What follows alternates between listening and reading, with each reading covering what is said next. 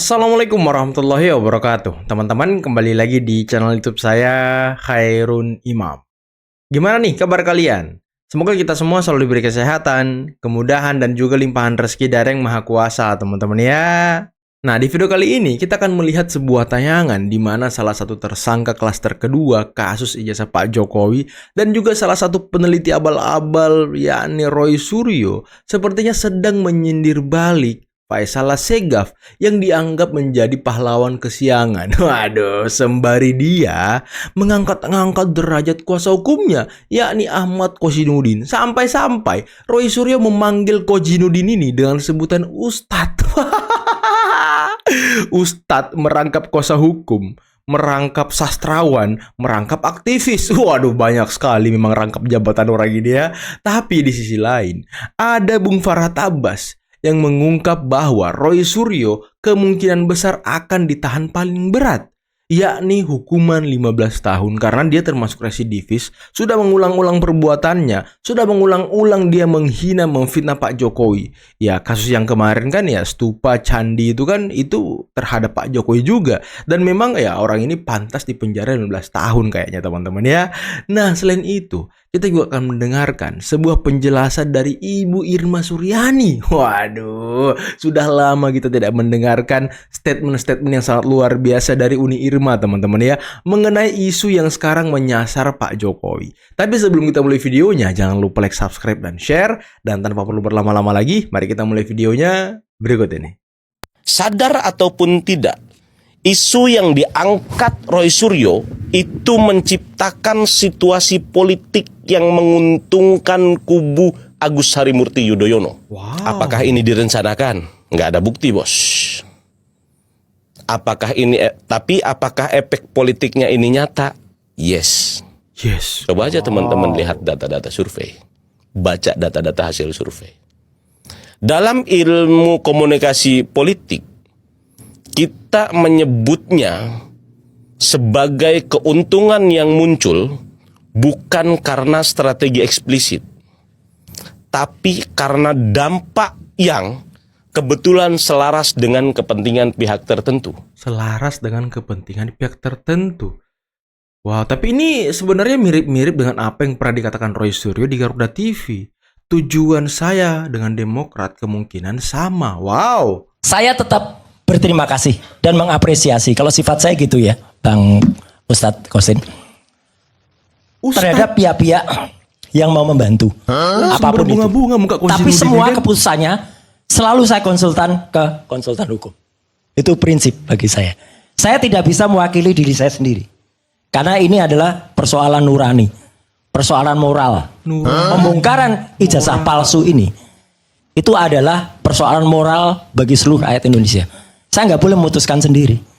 Jadi kalau misalnya ada mau damai, damainya kayak apa?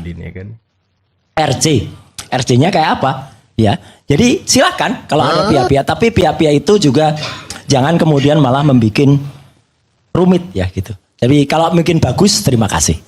Nah, akan halnya usulan tadi, saya terima kasih sebelumnya, tapi menurut saya nggak usah terlalu lebar, Bang Kali. Tarik ke Bu Mega, tarik ke Pak SBY. Kuncinya cuma satu orang, ya Jokowi itu kuncinya. Jokowi tunjukkan ijazahnya, selesai. Dan saya setuju kalau misalnya nanti mau diperiksa, diperuri sebagainya. Cuman masalahnya makin ribut aja sekarang. Saya udah coba ya sidang lawan mereka ini, di pengadilan tuh ribut. Yang dikhawatirkan mereka ini kan ada tumpangan politik di situ. Itu sudah pasti, Mas. Misalnya nih dihukum ringan, dan mereka keluar lagi, dapat bayaran lagi, mereka keluar lagi. Kalau sudah begini, hakim nggak akan hukum rendah karena Roy sudah pernah jadi residivis. Oh, Roy nggak akan dihukum rendah ya? Nggak mungkin. Justru hakimnya salah kalau orang yang pernah melakukan perbuatan dihukumnya lebih rendah dari yang lalu. Kalau perlu ditambah sepertiga berulang-ulang kali gitu. Berarti Roy memang bisa terancam 12 sampai 15 tahun ya? Bisa. Busuk dia di penjara berarti. Busuk, tapi bisa jadi dia awet muda di sana. Awet muda ya kan. Nggak berpikir dan nggak bergerak. Iya. Tapi kasihan juga si Tifa kalau di penjara ya kan? Ya, mungkin dengan penjara mempercepat dia masuk surga kan? Betul. Ya kan dia pengen masuk surga cepat kan ya. Makanya dia nggak mikir hidup ini kan masih panjang. Jadi perlu penelitian yang akurat dan sistematis yang bisa meyakinkan bahwa itu asli tidak palsu. Tapi tidak, dia langsung data yang tidak asli pun dia bandingkan, akhirnya jadi seperti ini gitu. Nah, kalau toh mereka nanti bisa saja divonis sebagai Bapak mengatakan, seingat Bapak tidak pernah meresmikan Bandara Morowali IMIP. Tapi faktanya pendukung Bapak lah yang justru Ternak mana merekam lagi dan nih? memvideokan bahwasanya Nanti Bapak Ibu datang Irma ke merespon Morowali dan video meresmikan teman-teman Bandara IMIP. Termul pun bahkan mungkin tidak akan percaya dengan fakta ini. Apalagi para buzzer-buzzer laknat yang Serius terus kau. memberi hujatan. Serius kau. Assalamualaikum warahmatullahi wabarakatuh. Waalaikumsalam Pemirsa di seluruh warahmatullahi Indonesia, wabarakatuh. bertemu kembali dengan saya Irma Suryani di Irma Suryani Bicara.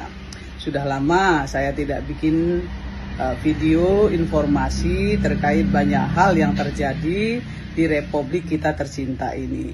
Yang pertama, saya ingin mengomentari ada seorang bapak-bapak pakai helm menyampaikan bahwa seolah-olah Bandara IMIP itu diresmikan oleh Pak Bapak Jokowi. mantan Presiden Insinyur Joko Widodo. Padahal Pak Jokowi pribadi secara tegas dan bertanggung jawab sudah menyampaikan ke publik bahwa tidak pernah dia meresmikan Bandara IMIP tersebut. Yang beliau resmikan adalah Bandara Morowali yang dibangun oleh Republik Indonesia atau pemerintah. Artinya ini bapak-bapak yang pakai helm ini menurut Rocky Gerung ya, istilah yang disampaikan Rocky Gerung ke publik untuk orang-orang seperti ini adalah orang dungu, orang yang tidak cerdas ya, yang bicara atas dasar kebencian dan ketidaksukaan. Bayangin, yang dia perlihatkan adalah video emak-emak teriak-teriak, ini bapak gue, bapak gue. Bapak gue, oh, datang di IMIP, Iya, ini yang dipakai Sulawesi, mereka untuk Morowali, bapak gue. framing Pak Jokowi. Tapi yang namanya balihonya dibalik ya. Nah, ini adalah sudah jelas satu editan yang sangat norak dan gak bertanggung jawab. Nah, ini saya kasih nih yang jelas ya, balihonya ada berbunyi seperti itu. Tetapi itu pun belum jelas apa benar Pak Jokowi ada di sana. Nah, yang kedua ada lagi anggota DPD RI yang teriak-teriak juga. Di sini yang sependapat dengan saya, bandara ilegal yang diresmikan oleh Bapak Jokowi di Morowali.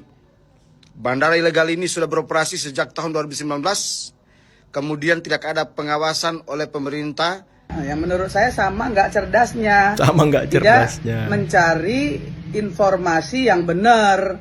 Terus koar-koar di jagat maya dengan menyatakan seolah-olah Pak Jokowi lagi ya yang meresmikan. Sudah jelas secara bertanggung jawab beliau bicara di media yang bertanggung jawab seperti Rakyat Merdeka. Ya, banyak yang sudah menyampaikan ke Pak Jokowi dan dijawab dengan tegas. Beliau nggak pernah meresmikan yang namanya Bandara IMIP tersebut. Nah, ini adalah kebodohan-bodohan, ketidaktahuan yang menurut saya, mohon maaf sekali saya bicara begitu, karena menurut saya ini udah nggak benar. Ini framing-framing jahat sebetulnya, ya pemirsa. Nah, yang kedua yang ingin saya sampaikan lagi bahwa bandara tersebut kawasan di dalam bandara tersebut ya, kawasan wilayah IMIP tersebut diresmikan oleh presiden sebelumnya dengan kalau tidak salah saya ada melihat fakta di media sosial juga, di link, ada linknya bahwa yang meresmikan presiden terdahulunya juga ya. Nah, soal bandara ini ternyata sudah dipertanggungjawabkan oleh Kementerian Perhubungan Pak Menhub di tahun 2025 sebagai bandara internasional. Yang sebelumnya adalah bandara perusahaan. Nah, sebetulnya ada banyak bandara-bandara yang dimiliki oleh pribadi-pribadi ya, baik yang di Jawa Barat, ada juga tempat landing pesawatnya Ibu Susi Pujiastuti misalnya.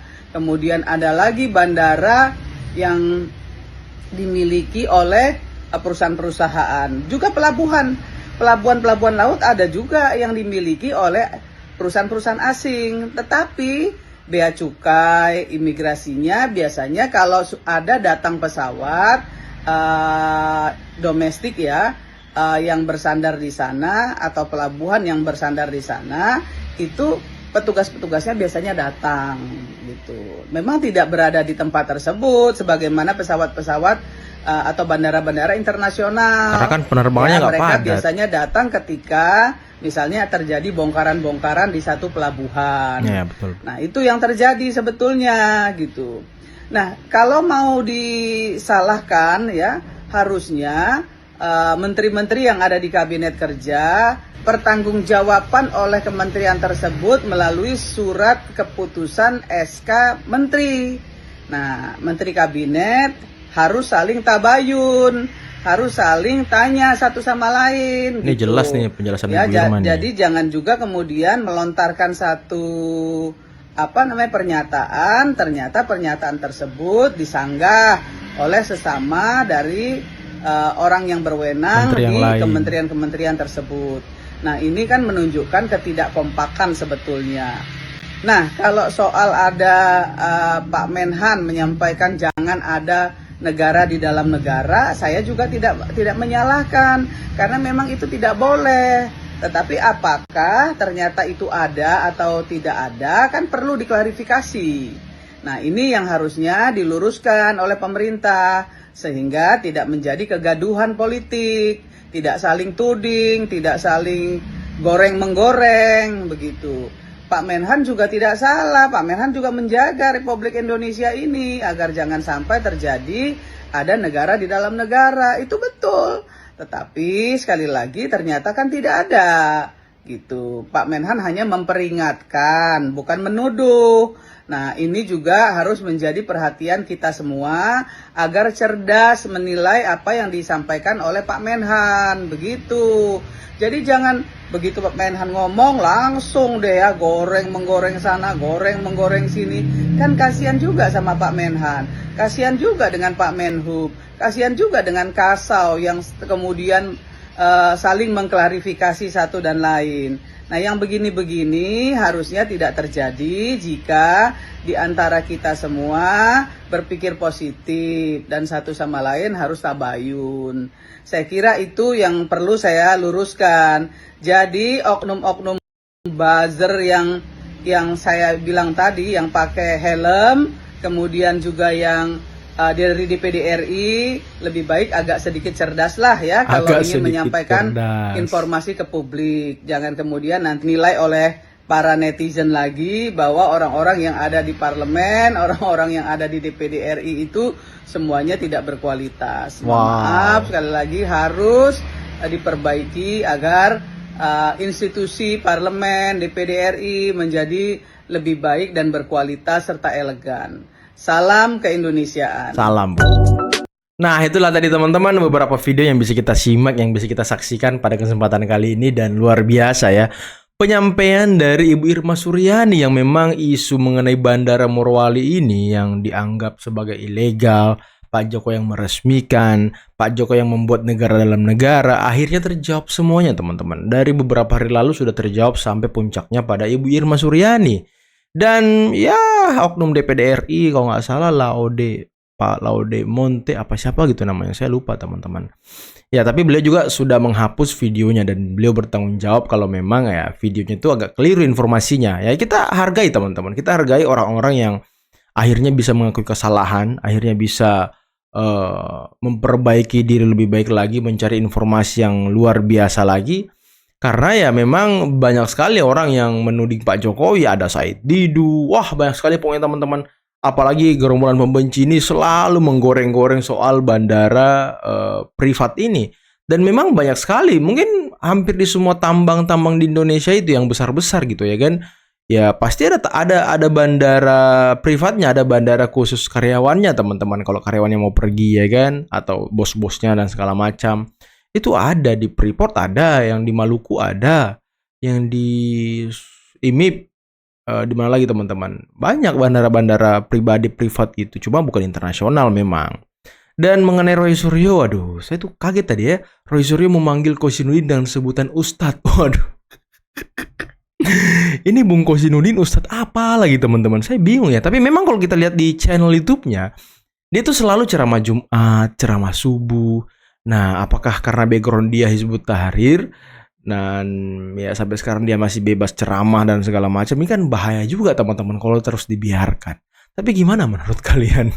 Dan menurut Bung Farhad Abbas mereka ini bukan wajib, tapi ya sepertinya akan dipenjara 12 sampai 15 tahun. Wah, luar biasa juga ya. Kalau benar segitu lamanya, ya kita akan senang juga. Dan katanya kalau Tifa masuk penjara akan cepat masuk surga gitu. Apa maksudnya itu?